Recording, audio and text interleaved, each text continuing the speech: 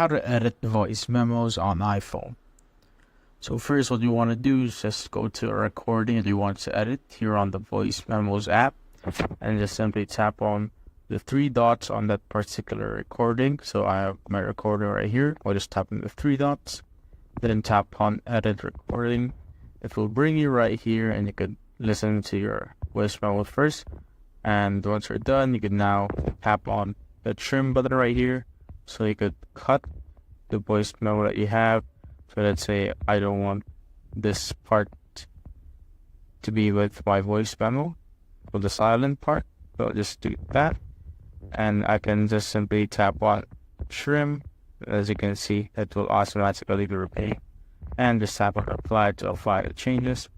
And then you can tap on the icon here in the top left corner.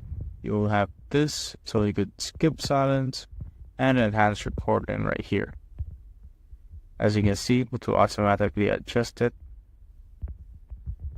And you could just tap on done once you're all good to go. You can save it as a new recording, or just save the edit on the same recording.